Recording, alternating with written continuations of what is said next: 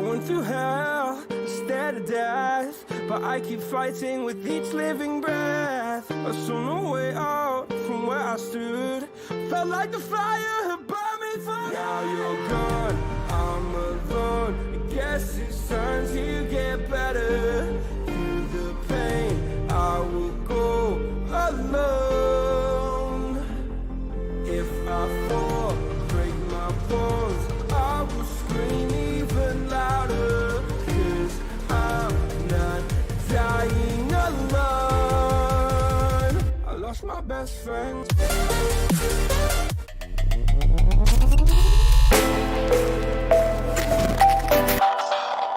And we're here. Hello. Yo, what's Hello, good, man? everybody. What's Hello. good, We're what's gonna good? let people trickle in the usual thing that we do, just to make sure that everyone's ready for this great discussion we're about to have Well. about mental health and Yeah. misconceptions, and obviously some two great announcements that we have. So come hang out, come one size, come all, and we'll chat about some cool things here. What else have you been up to recently? Dude, I've been doing a lot of research for some other projects I've been doing. ASU's almost getting ready for their season, so prepping them for their season. I got some other okay. YouTube stuff coming. And also, if you haven't caught my Twitch or the Unranked Some Masters climb that I'm doing for Pokemon, or if you're a fan of Heroes of the Storm, I play Monday, Wednesday, Friday, or Tuesday, Thursday. Oh, every day at 7. Basically, some games. And also, if you are a fan of 1HP and Dr. Matt, who I'm also dropping his episode of Q Up later tonight at 6 p.m. So on my YouTube channel. So if you're really into seeing his journey and all those kinds of things, check that out. Exactly. What is got your a lot of YouTube things channel again? Is it just Psych Sensei? Yep, you can. Oh, and apparently there's not that I'm salty about it or anything, but there's two Psych Senseis. Oh, I'm legit salty about it. There's two Psych Senseis. What? One person has Psych Sensei, but they're not me. But you can tell it's me because I'll throw it in the Discord. You can tell that it's me because you have my green logo, which is a PS and a circle. I see it. Okay. So there's two, but one's an imposter. We're linking that channel right over here. It's in the chat now. You guys can check it out. Make sure you guys sub. If you don't, then you are dead to me. Just kidding. Love you guys. And today is pretty exciting. We have a couple announcements. One relating to the person right next to me, as well as one not relating to the person right next to me. And we'll reveal that at the end. It's going to be to Ryan's surprise. It's not really relating to him, but it is a announcement nevertheless. And as we wait here, as we allow more and more people to come in to get excited about this, were you able to get to Masters for your second account? Not yet. I'm still right before Advanced. I'm almost there, but I'm taking my time in the jungle. I've started with Zeraora, learning the jungle and the buttons, and then I saw that Charizard was kind of a thing, so I wanted to try him out. So been beasting in the jungle with Charizard, but then last night I tried Lucario, and I might be a convert. So we're trying out the jungle. I was a top Cinderace one-trick with some Greninja sprinkled in there. Now I'm just learning the entire game. Hopefully I'll be putting out some more content that has how to learn games and how to learn from other content on the internet, so you can continue to increase your skills. Because I think sometimes what's really hard is that people put content out there, but they say all the stuff, but you're like, that's all really good information. How do I practically apply this? Exactly. And so I'm thinking about a lot of things that, exactly. It happens in school all the time. So if I can provide people with a structure of how to learn things, they can also continue to grind and do it, with fun. Definitely. Trying to do more stuff like that. Got it. Yeah, it's good fun. I really enjoy Pokemon. I'm really hoping, I'm thinking it's going to be big because, one, there's no blood, there's no guts, there's no killing. It's 10 minutes. Children's attention span is very small, so I'm hoping that's gonna be a big thing in high school. That's where I'm thinking it's gonna make the entry, and then you can get into the league and stuff afterwards. But I think they have Rocket League in high school, but I think Pokemon might be the next thing. But hey, Yeah, you heard it hopefully first. that would be pretty interesting, to be honest, just to see how a Pokemon Unite esports would look like, right? I'm telling you, and everyone loves Pokemon, dude. Everyone loves Exactly, Pokemon. You exactly. got the 150 people like yours truly, then you got the old newer Pokemon like the newer people nowadays. Yep, There's yep, something yep. for everyone in Pokemon. Yeah, I mean, I'm excited for what's the MMO Pokemon that's coming out? The Ar one with the guns. Arceus? No way, no, not that one, not that one. But there's a Pokemon game, and I mean, I just love Pokemon in general. Yeah, I've been really into NFTs recently. really. Yeah, I've been, just like looking them up, seeing if there's use cases for us as a company. Because I do feel that there are opportunities for us to utilize, non-fungible tokens as a way to peg experiences to these things, to these That'd be dope. potential art pieces, and I have some drafted. So you guys Ooh, might see a NFT from 1HP coming out pretty soon. You heard it here ooh, exclusive. first. That's not even an Yeah. announcement. That wasn't even an announcement. That was just a little sweeter. that was just a Sweetness to the pot little. right That there. was this. Some Salt Bay action. Yeah. Okay, well, why don't we just get started, because I know people will. Well, oh no, one thing I should definitely tweet it in is Voltaic, our partnered community. Yeah. For Um, sure. Also, I mean, I know this conversation is going to be surrounding mental health and things that I want to present, but at the same time, I think it's going to be really important for people in chat or people watching this or listening or whatever, even after this is posted to YouTube. If there's other things that y'all are interested or curious about, I'm just before this conversation, I was thinking about how often do people get to like sit down and ask whatever they want to a psychologist or someone that knows mental health and can provide that information. That's, I don't know, I went to 5 years of school and 3 years of postdoc or whatever, so I feel I can answer some questions and be legit. So if there's questions that you guys want to talk about, not regarding general mental health, or ask a psychologist or ask a therapist or whatever, please put them in chat, dude. I'm down to go on tangents wherever y'all want to go. I like that. I like that. And so we're gonna let the Voltaire community join after I post this stream about misconceptions of mental health in gaming, and just an open-ended Yeah, part of the stream where he will do his best to answer as many questions as possible. absolutely. Where he Because I want to be, and I think 1HP's mission is with all of you too, is to provide you with an outlet of information or an opportunity for y'all to know and get all the things that you need to game healthily. And I'm all about it. So let's do this, baby. Yes, sir. Okay, so let's get started. Hello, everyone. This is Matt. I am me. Welcome to another.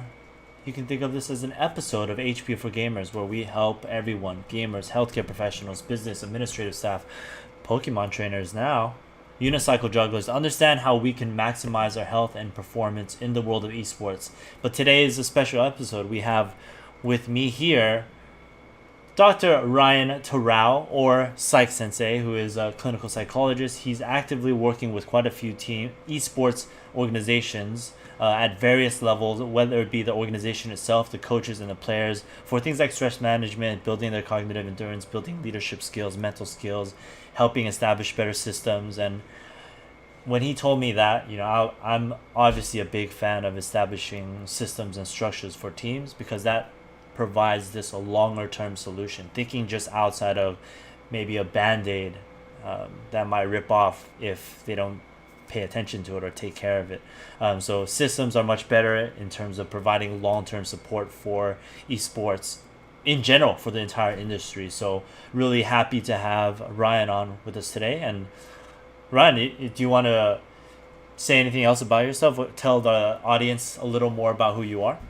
I mean, that was an awesome introduction. Thank you so much. Well, what's up? What's good, gamers? My name is Dr. Ryan Terrell, Psych Sensei here. I'm an esport and clinical psychologist, and as Dr. Hoos mentioned, I work currently as an esports psychologist with collegiate teams, and amateur teams.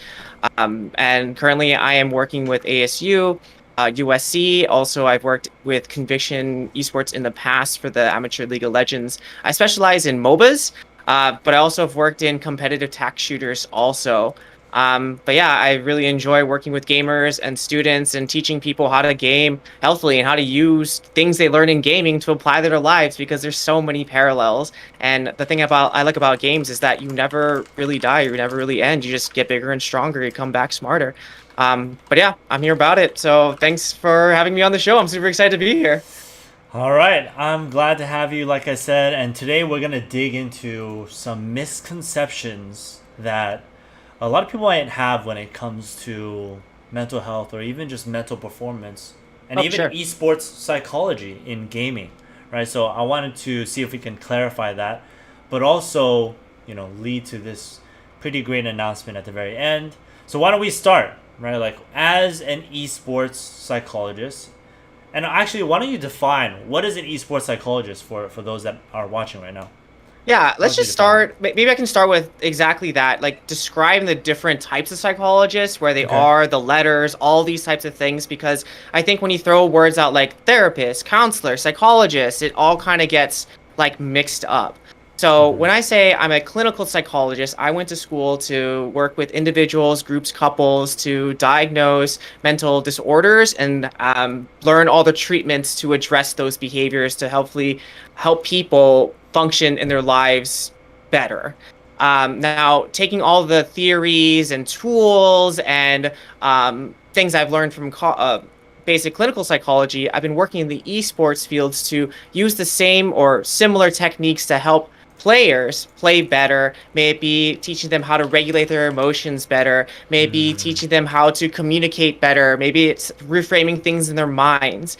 The difference between, I'd say, a clinical psychologist and an esports psychologist is that when I'm wearing a clinical psychologist hat, I'm working on some type of disorder, maybe ADHD, maybe anxiety, maybe depression, maybe bipolar, you name X diagnosis. I'm creating a treatment plan to hopefully make this person function better in their daily lives while dealing with mm, the things that they may be dealing with. right, right. Now, while I'm wearing an esports psychologist hat, even though I can consider the diagnosis that may have or understand the flavors of behaviors that may be coming out that is similar to a specific diagnosis, I'm not treating them. Instead, I'm Mm, focusing on improving their performance, their experience of gaming. Now, mm, when I think of a traditional sports psychologist, they've gone to 2 years of schooling, like specifically in increasing the performance of traditional sport athletes. mm-hmm, Why I think I'm a little bit different than a sports psychologist is that I have more training, and also everything that I'm doing is more catered to a cognitive intervention, and I believe that fits a little bit better with esports, as esports is a very cognitive heavy activity. Yes, there is a mind and body connection. Let's not like deny that, or we'll yeah, later emphasize that connection, but at the absolutely. same time you're more using fine motor muscles and you're engaging in a much more cognitive activity with other people, especially if you're remote and you're doing it distantly, like around distance or whatever. Distantly, yes. Distantly, I made that to Yeah. TM. So, also when you think about maybe like a marriage and family therapist, they also like 2 years of schooling, and they're focused on again diagnosing and treating specific disorders. But again, as esports psychologist, I focus on performance and the cognitive side of improving it. Mm, good, good. I mean, that's definitely helpful to understand for anyone that might not even, or that might hear the word psychologist for the first time. I think it's important to differentiate between the different practices and the scope of practice, because sometimes it can get a little messy if, hey, these lines are blurred, right? Mm-hmm. And the roles aren't established well, and that's important with any work with organizations and Absolutely. or people in general. So I know you mentioned cognitive interventions, and I know you mentioned emotional regulation. Can you elaborate a little further on what you mean by cognitive interventions and Yeah, and provide some for examples? sure. I was definitely thinking about making a video about this earlier today after we had a discussion. Mm-hmm. But basically, when you're talking about emotional regulation, the that big word, basically, we're talking about tilt and not Mm, tilting, mm, or interpreting stress in a more healthy manner, so you can use it to improve your skills instead of making it like making you shut down or be nervous or impacting your functioning in a negative way. So that's what I think about emotional regulation. When I think about like behavior regulation, I'm thinking about schedules and how able are you able to set up a schedule and routine or good habits and follow them. I think these two things, emotional, behavioral, and cognitive, the thoughts that you tell yourself. So I think you mentioned earlier in one of your talks, like self-talk. What are you telling yourself in between? Self-efficacy. Do you believe that you can do these things? And are you using the correct words and mindsets and perspectives to increase that self-efficacy of I can do these things to increase your performance? So when I'm thinking about working with a player, I'm thinking about cognitive regulation, emotional regulation, and behavioral regulation. Like those are the three biggest things. But then going back to what you're saying, it's tilt and not tilting, or noticing when I'm tilting and what are the things I can do to not, rage at my friends or bang the table, or how can I use this thing and notice what I'm doing, and then have those behavioral systems in place to calm yourself down and proceed to continue to play at a high level and not let those things affect you. I love it. I love it. I mean, and I think you touched on a lot of things there, right? Especially realizing that there's a lot of these different skills that you can have in your toolbox to address maybe to address tolerating different types of stress that one might deal with as a professional or amateur esports athlete. And so I think that ties in well to the next question, because let's say you do have a gamer that presents as sort of like this blank slate and doesn't really have many of these emotional regulation skills based on where they came from. What would you start with, right? And I guess what are the main issues with mental performance that a gamer might have? I mean, I guess those are two separate questions, but maybe we can start with the first one. Yeah, before we can go there, I want to highlight something you said. The words you use were mental skills. I think that's where people think that this is a part of me. I'm just bad at this. Like I can't do this. I'm a tilter, or I just do this. I behave this way, or this is how I think. I'm a negative person.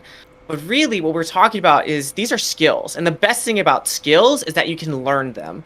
But you just got to put some practice and be intentional about it and spend some time investing in them. But like I said, these are skills that can be picked up over time.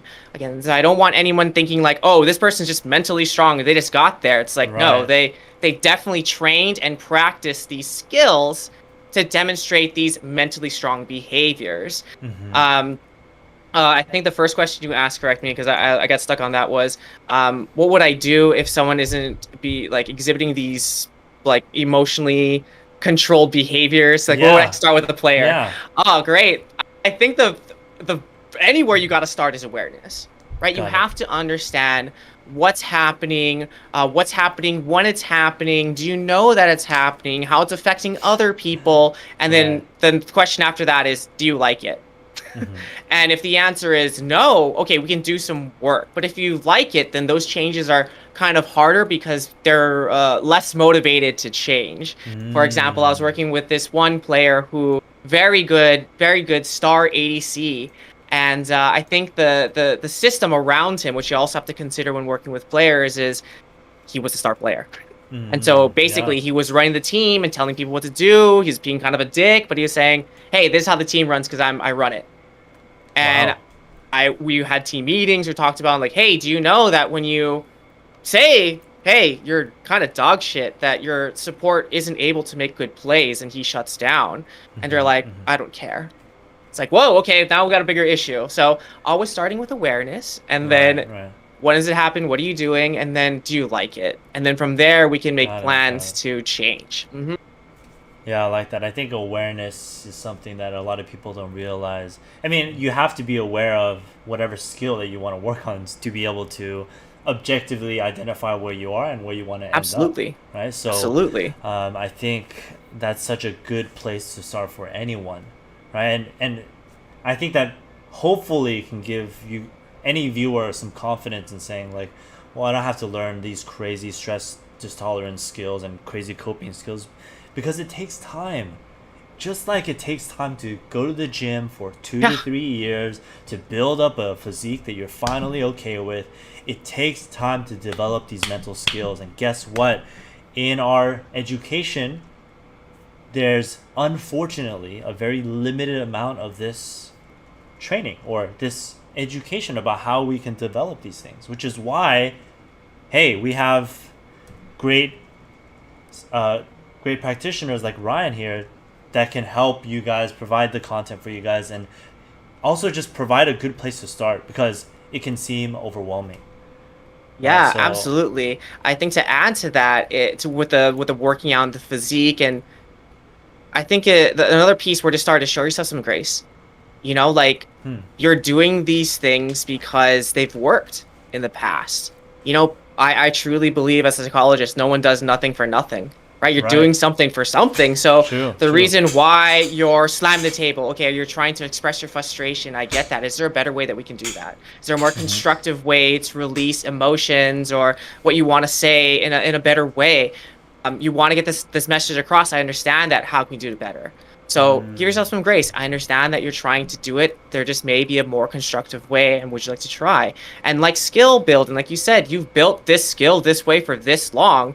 It's gonna take some time to build another one. You know, you didn't just become a rager overnight. That wasn't you. You know, that didn't happen. That came, over time. You know, or you didn't become just a procrastinator today, or if you're a procrastinator tomorrow. If you know what I mean. Like you trained over, I don't know, since first grade, whenever you had homework to be a procrastinator. So again, these are skills that are learned over time. Show yourself some grace, and through that you can gain better awareness because you release yourself from that self-judgment. I think that's what holds a lot of people back. Show yourself some grace. I like that a lot. I like that phrase.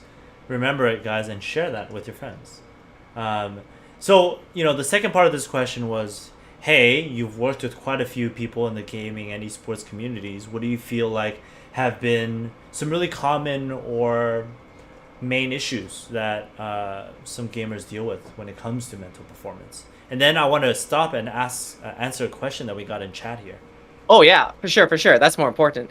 Well, first of all, to answer your question, how much time do I? We had an hour, so I guess we just end on this topic. What do people their problems? I think the biggest one. The biggest one is the locus of control.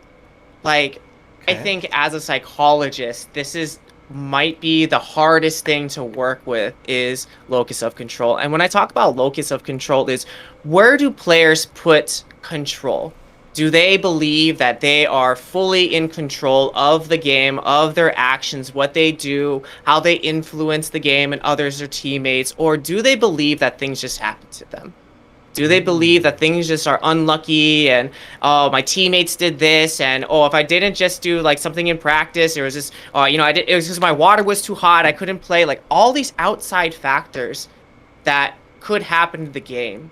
Like they put too much value on them instead of focusing on the things that they can objectively change or consistently work on for the future. For example, the biggest thing I think of is when people measure their worth or their improvement in wins and losses. Bro, that's the worst thing you can do because there's so many things that contribute to a win and loss, especially in a team game. There's so many things. So instead of saying, oh, I lost that game, I'm garbage, whatever, I'm just going to uninstall, it's over. It's like, okay, well, you lost that game. What are the things that you could have done that would have influenced the game more in your favor? Oh, no, but it was the Baron take that my teammates did. This Ezra was feeding. It's like, yes, I understand all of that. But what could you have done?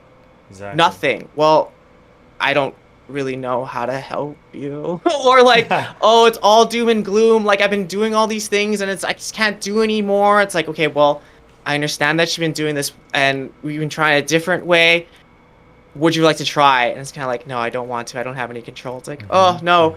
I hate it when players give away their power. I want you to remember, whoever's listening, you are so powerful. So don't ever give that away, and use it and steward it well, my friends. Yeah, I think the locus of control concept is really powerful.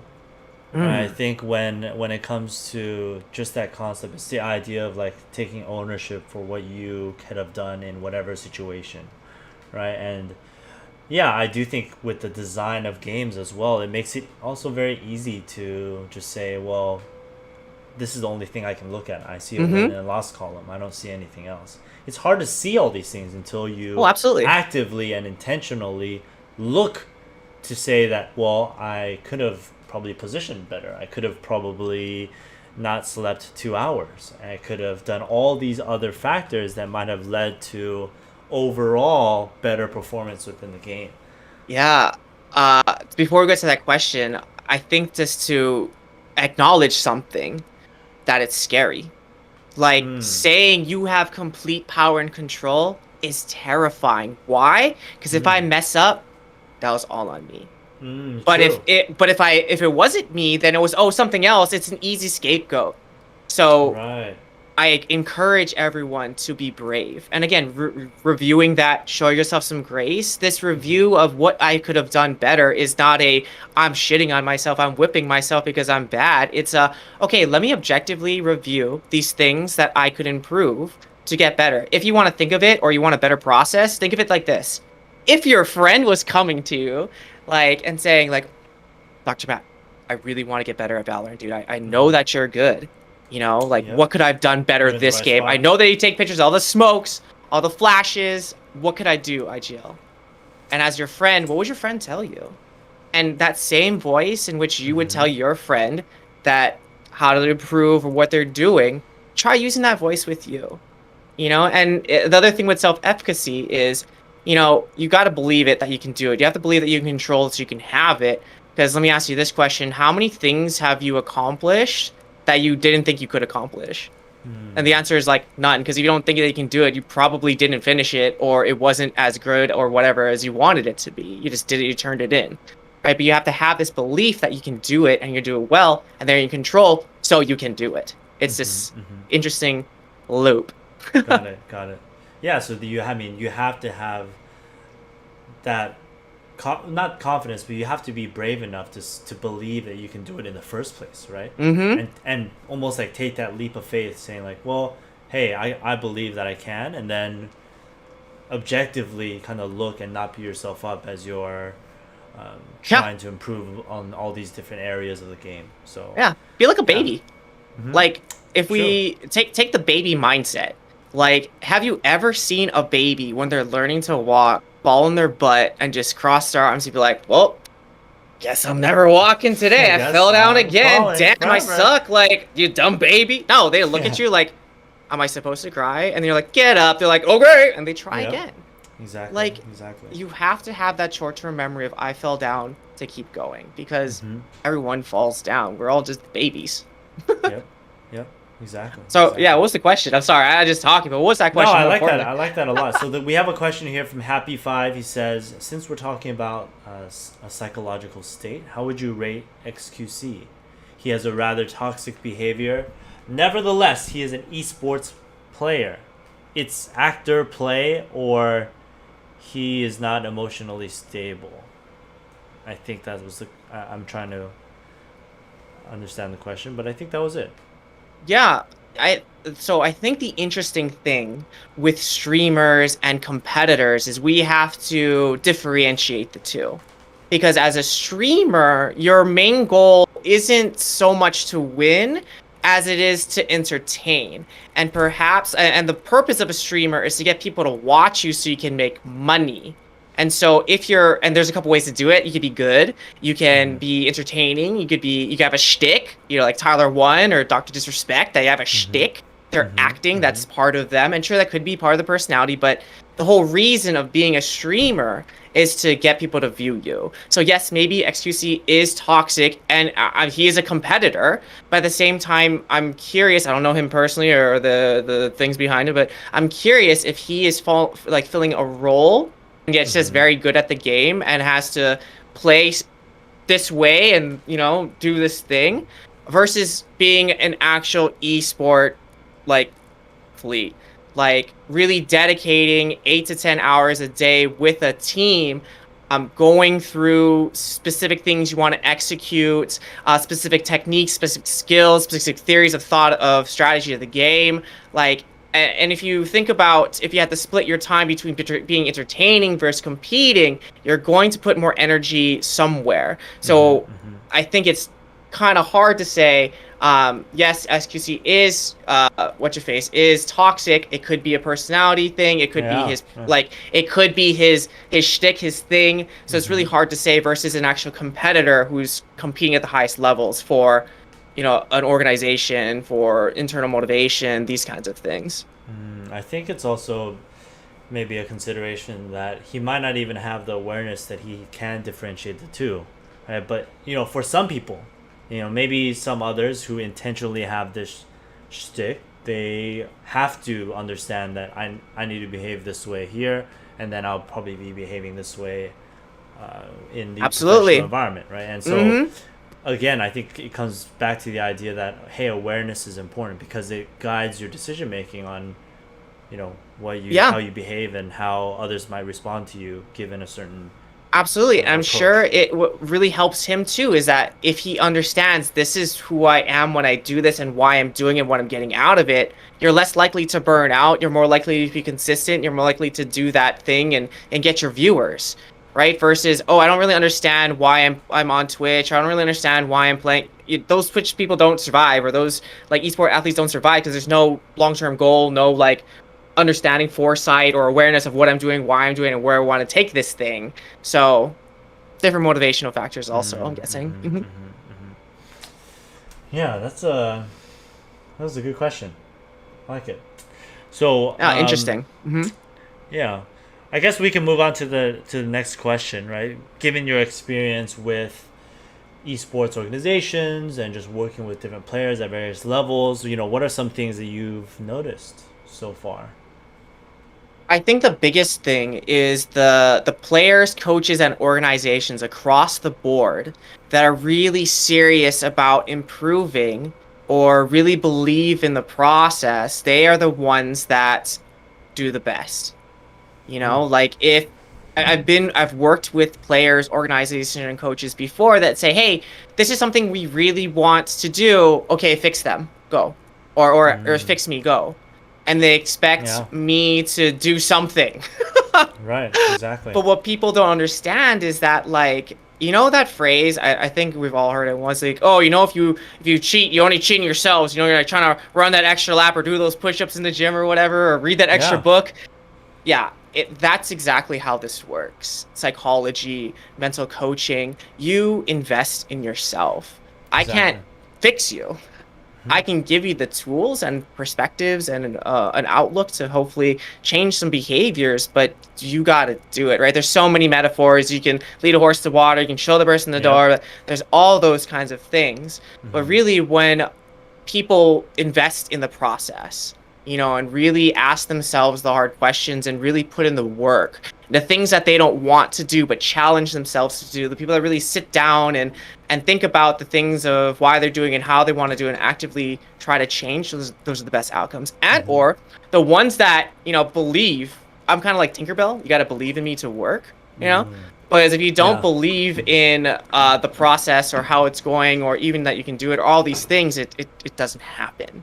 So it's work. This is not easy. People think that, I guess a really interesting question to ask everyone that would interested to see in chat, like, how much do you believe esports, especially percentage-wise, is mental and physical?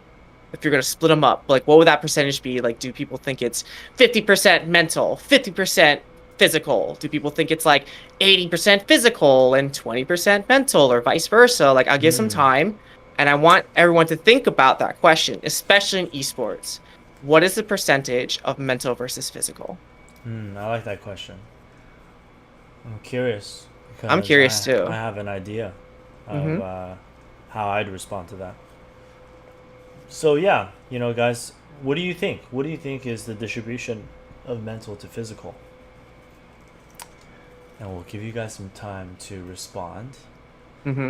And if not, we will get into the actual answer. Yeah. I think people don't think about it because I think the thing that's challenging with esports is that maybe, I don't know, this is just could be a thought, but maybe because it's so accessible and because it's just a quote game, that people don't think about the work or how deep you could go. you know, or Yeah. or how you could use gaming as an actual tool to better yourself. They just see it as a game, you Mm. know. But when you're actually able to make that connection of, oh, I learned how to kite today. How did I do that? Oh, maybe I can learn how to bake a pie the same way. Right. You know, it's the same Exactly. thing. Or hey, Exactly. I learned how to set up this vision around Dragon, and it took me 8 games to do. Huh, maybe I can actually pass that physics test if I actually did these things similarly too. Like Exactly. there's so many parallels. Mm-hmm. But Mm-hmm. for those who answer the question, I want you to think about that split right now. How much you said it was physical and how much you thought it was mental. And now I want to ask you, how much time do you work on developing what you thought was a higher percentage? So if you said it was a 50-50 split, okay, I expect you to be doing 50% mental work, the Mm-hmm. into like the awareness building, the emotional regulation piece, the stress management piece, the Mm-hmm. brushing your Mm-hmm. teeth, using the bathroom, ADL piece, in addition to 50% you're on the computer. But if you said mental was more like 80 or 90 or 100% or whatever you said, are you spending that much time working on your physical? I'm not just talking about breathing, although breathing is great, but Yeah. actually spending time trying to learn these different techniques to better yourself as a person and as a player. And if the answer is no, yo, what's up? Welcome to 1 HP, baby. I Exactly. am here for you. We can have so much fun together. And yeah, you know, so I think that's a really good question to start by asking yourself, how much do you think you're Yep. spending on physical or mental? Yeah, and I think it hopefully helps any viewers realize that it's different for every single person, right? Absolutely. At one level it might be certain something, at another level it might be something else. Everyone, we have to identify where we are objectively on the maybe physical spectrum of or physical health, and where we are mentally, right? You have to identify where you are, and then hey, in terms of how much effort and maybe bandwidth I might have, I have to designate my own time. And that's part Yep. of lifestyle design. That's part of making sure you have this healthy approach and balanced approach to life. You can't just fully dedicate on one, because what happens? Then the other part falls by the wayside. And a lot of the times I would say the big focus is on the physical side, which Mm-hmm. hey, there's no doubt. I'm here for that. There's benefits to doing exercise, there's benefits to focusing on, your nutrition, your physique, but very rarely do we discuss, well, okay, well, if I do want to work on my mental health, where do I even start? and Mm-hmm. and that's still very unclear to so many, because they don't know where to start. I breathe, I meditate. Well, there's a lot more to it, right? And that's why I think it's great that there's more and more educators and more people out there trying to help the gaming community better understand where they can start. So Mm-hmm. yeah, I love that. I love that discussion, and I think just the discussion of esports organizations, we talked about it a lot on Q Up, right? About Yeah, we did. how I approach and what I've seen, and I think it's pretty similar. Everyone at the top is quite young too, so it's very interesting, the current state of esports and esports organization management, but it is positive. There's a lot of positive change going on right now. Yeah, were you referring to that Q Up episode that's going to be dropping at 6 o'clock tonight? Oh, yeah, it'll be on my channel. So if you really want Maybe. to catch that I combo, think six so. o'clock, my channel. Um, Also to add on to your point, with the looking at yourself and not comparing yourself to others in their journey and going at your own pace, I think in this instance, stay in your lane. Stay in your lane. You're going at your own pace, and Yeah. that's okay. Hey, Yeah. I think that's Yeah. another thing. If you're asking me another problem that happens with like coaches, players, organizations, it's comparing themselves to somebody else. It's taking, oh, that shot calling system from X team, and they do it like that, so we have to do it here. Yeah. Or Yeah. this player gets ready before the games like this, or oh, this player says to do it like that. It's kind of like, yes, yes, yes. At the same time, what works for you? What works for Exactly. you, because even if you want to do it like them, but you're unable to do it because you don't see the game or whatever like they do, it's not going to work out for you until you Mhm. understand it fully. But until then, you're on your own path, and that's okay. Yeah. I think that's a big thing a lot of people have to realize. You can't just plug and play, because what you're plugging in is plugging in from something that worked for someone else who is not the same person as you. It's not the Yep. same team dynamic as you. You think Yep. every single person on that team behaves the exact same way? We're not Lego pieces, okay? Nope. We're way more complicated than that. We are what's something more fluid that's like a puzzle? Oh my god. I don't know, but Yeah, we're you guys get the we're metaphor. definitely like water for sure. There is Yeah. form, but it's formless, and it's Yeah. okay that you take your own path because you as water, as long as you are going a path, you're carving your own way. And that's the best way for you. It's not always linear, sometimes it's curvy, but that's your own journey and we all learn and grow at our own rates. So absolutely. Taking the cookie cutter approach isn't always great. And finding out what you need specifically, and something I tell my players, coaches, and orgs is, hey, I have ideas, I got tools, but take whatever works and chuck the rest and tell me how much that sucked and why they didn't work. So I'd be like, okay, that tool sucked. You didn't like that. Got you. I got something else in this Barney bag of things for you. You like this? Cool. Right. And I think it's tough too, right, in esports when it's an environment where you have to get results, right? So there's that added pressure for the practitioner, right? If there's no trust there, which is why there needs to be, and this is for any of the support staff that might be watching this, there needs to be a good relationship and connection with upper management so that they understand the approach. They're not just saying, oh, hey, let's hire this psychologist because one person one time complained that they had some mental health issues. That's not going to work. That's not going to fly. You need to develop a system and you need to trust that it takes time to make changes, right? And that not everyone's going to be benefiting from it because they might not be in the right developmental state to even get there. Yeah. That's so hard, I think, for a lot of people to reconcile, especially organizations, right? To say that I'm hiring you for this result, but it's a result of people. Hello. Yeah. Can you force people to do certain things? Are you saying that, hey, if I just pay someone money, they're gonna just do every exact thing that I say? No, that's not how it works. Oh, I wish. And I think the thing that you have to, like, you as a person or even as an organization have to understand is that, like, and I tell this to everyone I work with when I first start working with them, I say, okay, I got an idea of what you want to do, where you want to go.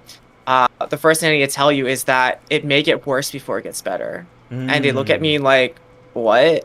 And I say, well, dude, you or dudette or person, like, you've been doing something this way. You know how this thing works. You've been playing this game this way. And I'm going to tell you to do something differently. And you're going to have to relearn all the things that you automatically do and become conscious of it and then consciously do something different. And that's going to be slow. You're going to mess up. It's going to be frustrating. And sometimes performance tanks. And it's going to take some time to readjust. However, after that time passes, it should be more efficient. It's kind of like if I'm telling you, you can no longer write with your right hand. I'm going to give you a pencil, teach you how to write with your left hand. It's going to be fugly for a little bit. But after some time, you're going to be able to write with your left hand just as efficiently as your right. I like that. I like that a lot. That metaphor is great for understanding that it takes time. Right? Which is why, hey, organizations, hit us up preseason. Because oh my god, preseason prep is the best. It's the best because you actually get to see a small stress test of what it could be like. And then from there, we can develop a specific program of contingency plans or behaviors to work on before they happen. You're not just, oh, Thomas is a tilter and he yells at people. That's just Thomas. Like, no, whoa. That's just Thomas. Whoa, let's work on Thomas. That happens all the time. That's just him. That's just how it is. He's known in the community for that. Yeah. It's unfortunate, but that's a very a belief that's really perpetuated. Yeah, like what if you went to McDonald's and at McDonald's they had Kevin and Kevin would just run in and kick shins. And they're like, oh, that's what Kevin does. He kicks shins and you're like, deal with it. Yeah, deal with it. I'm sorry, that's just Kevin. And it's like whoa, why does Kevin kick shins and why do you allow Kevin to do this? Like, exactly. No one likes this. What's your policy here? Yeah. You guys okay with this? Is there fries with the kick or we just get kicks for free? Like, not into this. Oh, man. It doesn't have to. When you start dismissing things like that, as is, we're just bad at vision. That's just Kevin. When you start dismissing these things and saying that's just how it is, that's a huge red flag for me. Yep. Because Where's the locus of control? Mm-hmm. Are Where's you the taking locus of control? ownership for what you're doing? And again, this is no Maybe judgment, not. no blame, none of these things. These are just hard questions that need to be asked. And once Yep. these questions can get out there, and like you said, with trust and with that type of relationship, we're gonna actually have these objective, non-judgmental conversations to see how it could be different and where we are with no judgment or anything. Then we can take steps in the right direction for health and community and winning and all those kinds of things. Exactly. All right. Well, let's get into then the discussion of maybe like stigmas or even just misconceptions, right, about mental health, about psychology. You know, what would you say are some of these stigmas that are associated with mental health? Oh my God, let's start at the biggest one. If I see a psychologist or I think I want to see a psychologist, I'm crazy or something's wrong with me or Yeah. I'm bad. Like, dude, life is hard. And whoever says life isn't hard is stupid. Like, life is hard, and sometimes we just need to talk to somebody to, like, figure out things or bounce ideas off of. And I think what people don't understand is, like, we're not your friends. Right? We're friendly and we have a great relationship, but we're objective. And sometimes we tell you things and how we see things and how we present things. You may not like them, but that's our job, is to tell you, hey, this is the lay of the land of how you're presenting this. This is what we see. Is this kind of, how do you see it? And our job is to provide you with tools and perspectives and techniques to live your life. And my job is to work myself out of a job. Like, I want to be so good. You know exactly what to do, what's happening, and you're making conscious decisions. That's something I tell my clients all the time. I don't care what you do, or of course I do, you know, don't kill anybody or whatever, but like, I don't care what you do in your life as long as you're doing it because you want to and you're consciously understanding the ramifications of your actions. And if you can, that's on you. I can't do any more, right? So I think people need to understand that normal people come, and the best time to come, like you said, pre-season, is for tune-ups, is when everything is going great. Why? Is because we can actually, with less emotion, less trauma, less turmoil, we can actually build these skills that you want to really work on. You can focus on them, because sometimes when we're in crisis mode, we're just fixing that thing that's happening right here. We're not able to see further. Yep. Absolutely. But I think, like physical therapists, psychologists too, we really work in prevention. Because like I said, I want to work myself out of a job by giving you the tools so you don't need me in the future. You know? And it's really great. Like, I can come to a car crash and be like, wow, this person's, I can kind of scoop them up, but there's what kind of improvements can you make besides getting them back to baseline? Versus if you come to me before the car accident, I can actually give you some tools to not get into the car accident so you can drive better, you know, or maybe do something so you can afford that Tesla so you don't have to drive at all. Something like that, you know? So if you go see a mental health professional, you're not crazy. You know, if you receive a diagnosis, you're not crazy, and that diagnosis does not define you. You're not ADHD.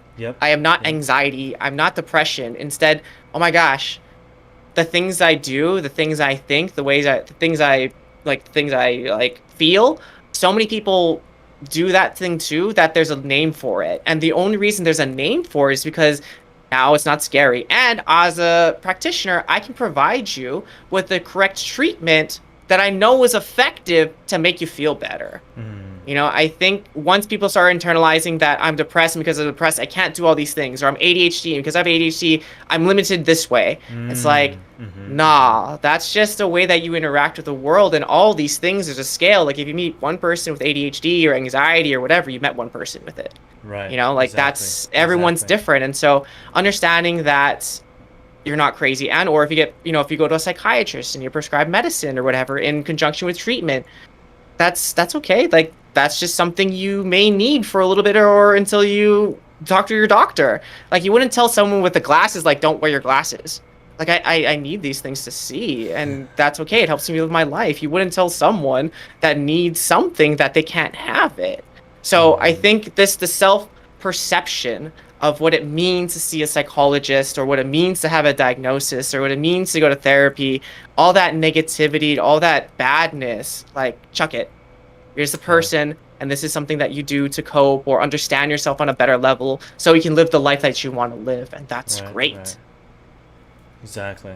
So go see a Yeah. therapist. Everyone go see a psychologist. Go. It's fun. Yep. It's good fun. So I fun. do think that it is. It should be a standard part of how we treat ourselves every year. We get a physical health checkup. We get a movement checkup with a PT, and then we get a tune-up to identify: do we have any cognitive blind spots? Do we have any awareness, emotional regulation issues that we can just work on? Because hey, that can make me a better person and maybe interact with the people Yeah. around me in a more positive way. Mm-hmm. And I really like what you said about, uh, you know, them not needing us eventually, right? Because that's always Please. the goal. I Yeah. would argue with any practitioner, that should be the goal. You're Yeah. teaching them what they need to do to be independent, right? Mm-hmm. Yeah, okay, for a dentist, that's not really possible. It's but different. hopefully Yeah. they understand that. I mean, if you could do your own teeth, that'd be totally different. But Right? don't do it. No. Don't do it. It's bad. Don't do it. Yeah.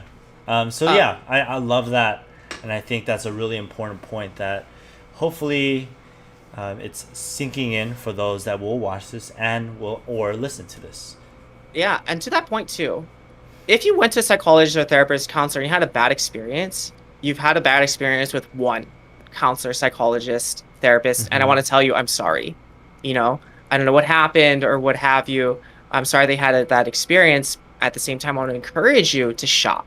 You know, the most important thing about a client therapist psychologist relationship is that you have a good one. That's what I tell all my clients, all my coaches, my players when I first start talking to them is, hey, this only works if you and me are good. If you and I aren't good or this is a match, let me know so I can make it better and or I can find you someone that's going to match you, because that's the most important. So even though you think I'm great or whatever, I may not be the best match for you, and that's okay. That's not going to hurt my feelings. In fact, please tell me. In fact, if you go to a psychologist or whatever and they're doing something that you don't like, tell them, please, so they can stop it.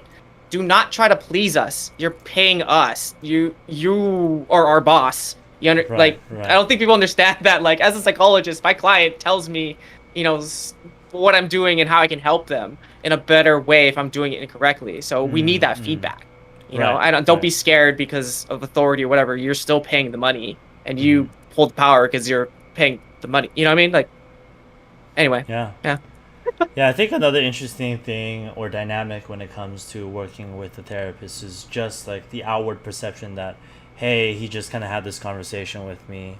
And then because it's perceived that way, they don't really see that it's beneficial, right? So, you know, how would you help someone understand what's actually happening in these conversations? Yeah, man. How do I answer this question without not giving too much? Because I feel like sometimes it's challenging, because when you talk to a psychologist, it is this friendly relationship. But the way that I like to put it is like psychologists, or I like to think of myself as like a black belt in conversation. Like, as we're having a black belt in conversation. Oh, okay, yeah. So what I mean by that is that, like, you think that we're having a conversation with you, but at the same time, when you're talking with me and I'm listening and I'm processing what you're saying, I'm in my head trying to figure out connections that you've said before. Is this consistent behavior? Is this consistent thoughts, emotions?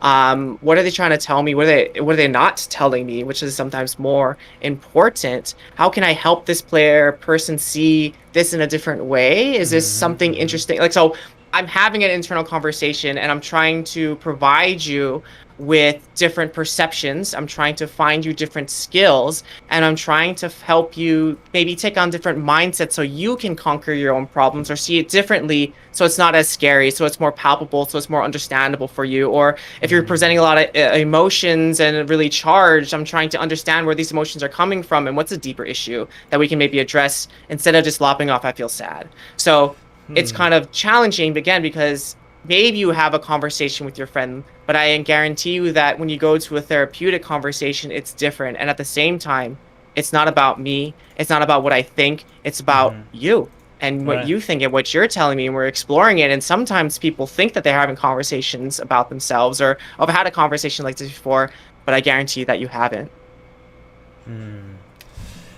Yeah, I think There's a that's whole. really I think powerful. it's hard because there's a whole process behind it, and it's like if everyone is different, you know. Yeah, I want to get your opinion on this though, Yeah. because when let's say you talk through and identify certain levels of emotional regulation and levels of perceptions and beliefs about certain things, how important do you feel it is within the interaction to let them be aware of that, or do you try to draw that awareness out of them? Because I found that historically, maybe my friends' interactions or someone that I knew, their interaction with the therapist was, maybe it wasn't discussed, even though there was some very intentional, direction that the conversation was flowing.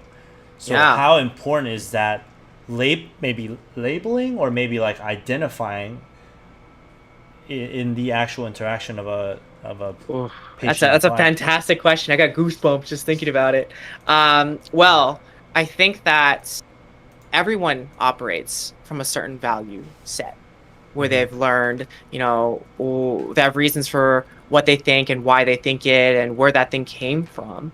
And when talking with people, it's very helpful to identify these types of values. For example, does my team captain value teamwork? Do they value group cohesion?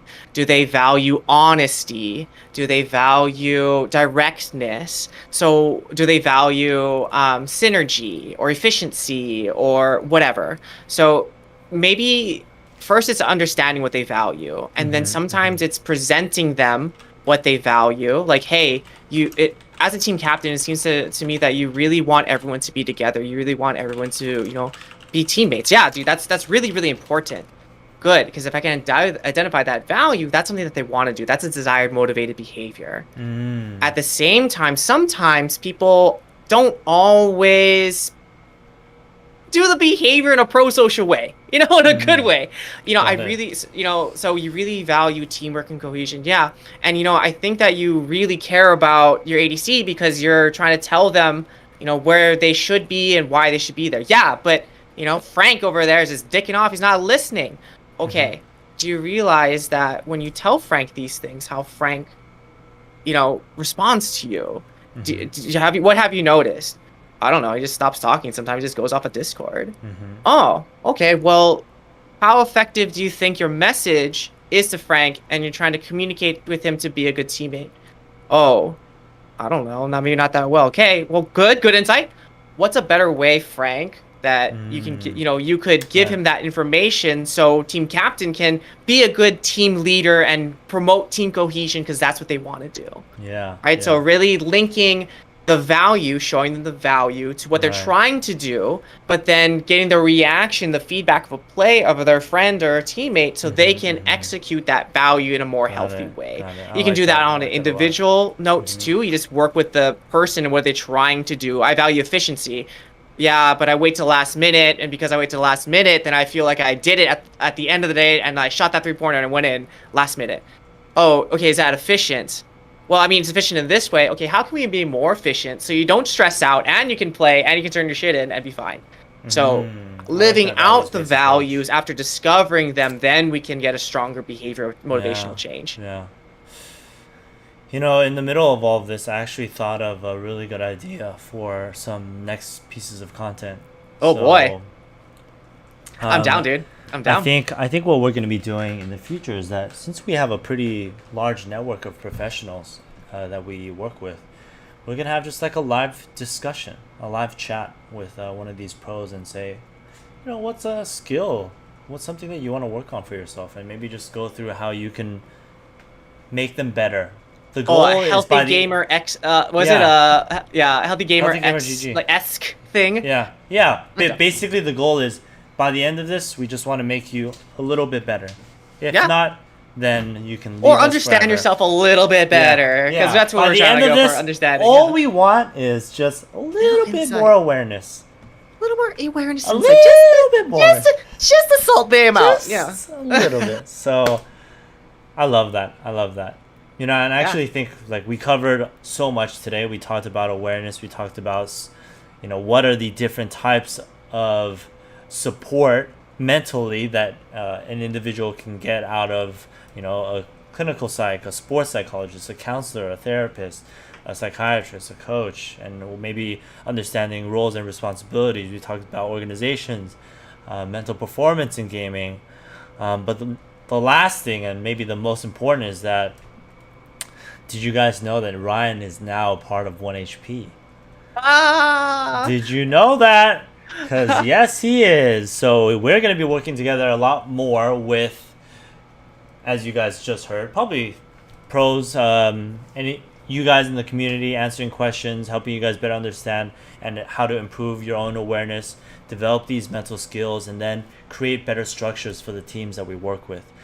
We have already a great, group of individuals on our staff, and we're really happy to bring Ryan on, so that now we have a great sleep and clinical psych out in Australia, and we have one back here now in the States, and with our powers combined, we make Captain Planet. Hey. So yeah, that is announcement number 1, and announcement number 2, for those that are still here, is that we're launching a new tier. And there's going to be several tiers that we're launching, but this tier is specific to nutrition. We brought on a registered dietitian about a month or 2 ago. His name's Casey Thomas, and he's one of I consider him the best registered dietitian or performance dietitian. I think he's maybe the best best looking one too. Best looking one too, exactly. And so we're creating this new tier. And I'm going to be releasing all the information on Twitter, so you guys can check it out. Patreon /1HP if you want some nutrition guidance and making better decisions about how you can optimize everything that you do within nutrition and food and eating. Check out that tier. It's pretty great. And also check out our Twitters, because we're going to be releasing that information there. I think that was a pretty great way to end here. I do want to leave some time for anyone to ask some questions, and so we'll leave that time for right now. If you guys want to ask some questions, and we'll get to them. Yeah. But we will be posting on Twitter right now while we wait for those questions. I think while we wait for questions, the one thing I'd say is, if you're interested in and you're a student, most schools have a counselor that you can go see and just drop by. If you're in college, usually those things are free. It's your counseling center. And trust me, if I had a student be like, yo, I just want to talk about life because it's hard and I have nothing going on, oh my God, that's an easy hour. Just talking with exploration and growth. Please sign up. And if you are an adult or whatever and you want to look for a psychologist, the best place to start, I'd say, is the internet, going somewhere local, close to you. I think now telehealth is really nice, but like I said, make sure that person that you find fits you. And hey, everyone has their own preferences. Some people like women, some people like men, some people like, different age groups of those people. Some people like different backgrounds of psychology. So, go find what you like, go try it out, and don't stop until you find something that you like. And yes, granted, the process might take a little bit, but again, you're investing in yourself, and why wouldn't you want to spend time on yourself? You're the most important thing. Exactly. I actually wanted to leave time for you to just say one thing, but it sounds like that was a pretty great one thing. Yeah. Come find me too. My Twitter. All of it. Come find me, hang out. So come find both of us. You can find me at HP for Gamers over here, and then you can find Ryan at Psych Sensei. And do us a favor, if you learned something today, if you really enjoyed this conversation, let us know. Tweet at us and say, hey, it was really great when you guys discussed this. Because not only does it help you remember some of the things that you might have learned, but number 2, it also raises a little more awareness for the rest of the community about, hey, mental health, misconceptions of mental health, how to better manage tilt, how to better have better emotional regulation. So, thank you guys for tuning in. And sorry, what were you gonna say? And also, if you have a friend that might benefit from this. I mean, I'm not encourage passive aggressiveness, but if they need some mental, coaching, and send them this video if they need it, I'm just saying, if someone that's going to be helpful, somebody, tell your mom, tell everyone, help us with the algorithm. Exactly. All right, everyone. Hey, thank you for tuning in. We will see you guys very soon for some just amazing content. Take it easy. Peace.